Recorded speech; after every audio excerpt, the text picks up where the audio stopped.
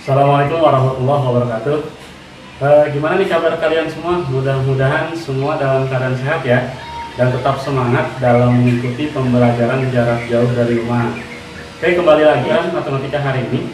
Namun sebelum kita mulai belajar, masih dalam momen bulan Agustus, perayaan Hari Kemerdekaan Republik Indonesia, tak lupa saya mengucapkan Dirgahayu Republik Indonesia kita tercinta yang ke-75. Semoga Indonesia kita makin jaya, makin maju, merdeka.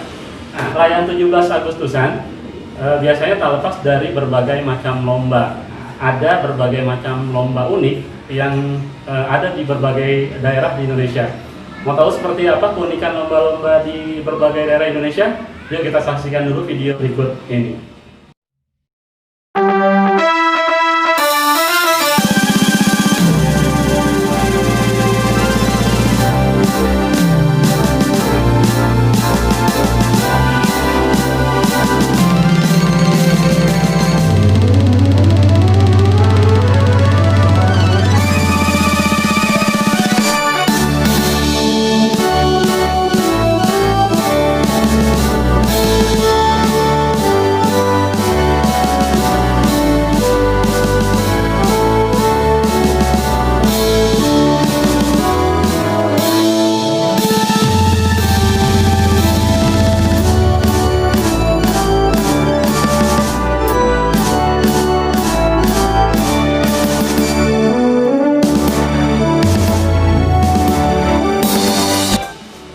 Cukup unik ya lomba-lomba di berbagai daerah di Indonesia. Kalau kalian pernah ikut lomba yang mana nih? Atau malah nggak pernah ikut lomba sama sekali ya? Oke, kita tinggalkan tentang 17-an. Sekarang kita fokus tentang materi yang akan saya sampaikan pada hari ini, yaitu tentang volume bangun ruang sisi lengkung. Oke, fokus. Kita saksikan video materinya berikut ini.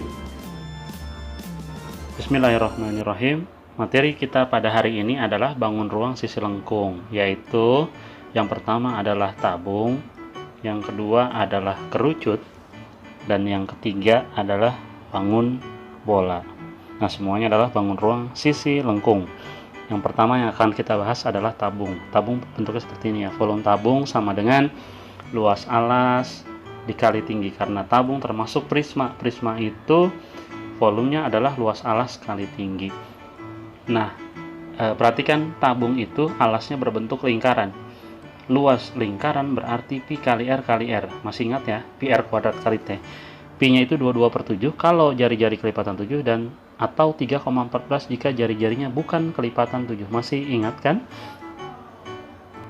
Contoh soalnya seperti ini. Hitunglah volume tabung berikut. Nah, diameternya 14 yang diketahui itu. Kalau diameter 14 berarti jari-jarinya 7. Volume tabung sama dengan pi kali r kali t. Karena jari-jarinya 7, kita pakai pi-nya yang 22/7. Kali 7 kali 7 kali 20. Nah, kita bisa coret 7 dengan 7-nya, berarti tinggal 1 masing-masing ya.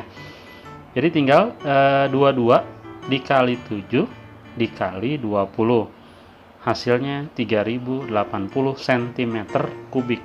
Satuan volume itu adalah kubik.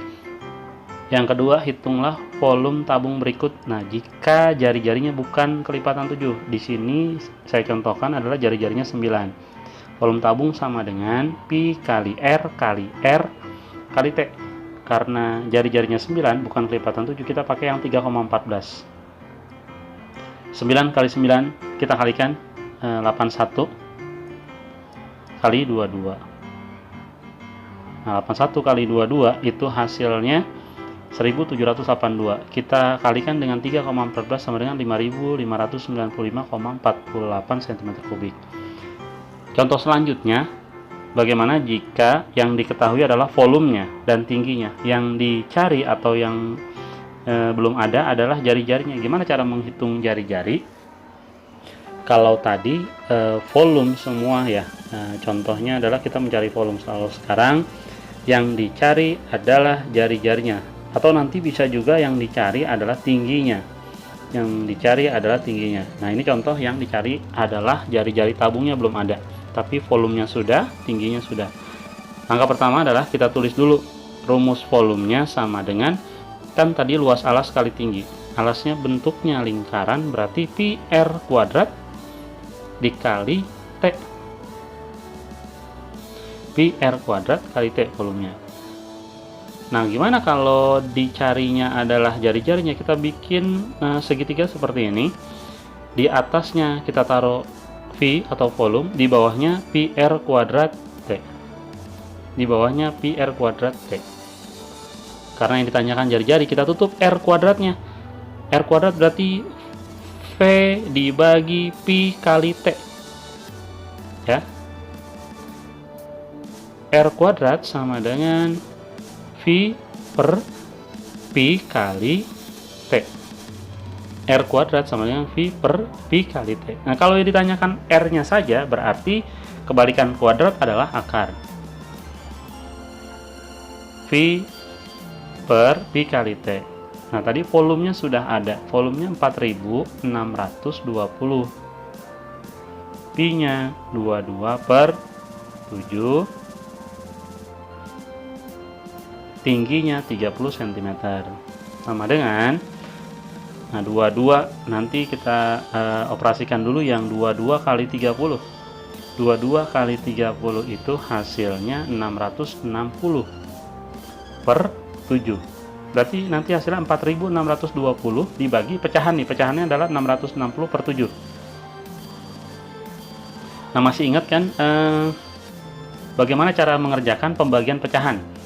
Pembagian pecahan adalah dulu di SD ya. 4620 dikali. Kalau pembagian pecahan artinya dikali, tapi pecahannya kita balik. Kalau pembagian pecahan adalah perkalian, tapi pecahannya kita balik. Tadinya 660 per 7, kita balik jadi 7 per 660.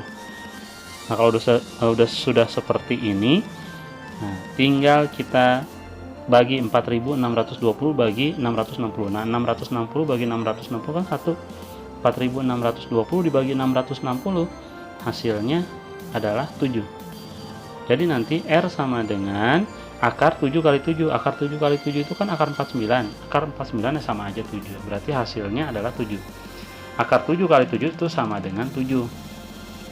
Jadi kita bisa menemukan jika volume tabung 4620, tingginya 30, maka jari-jarinya adalah 7 cm.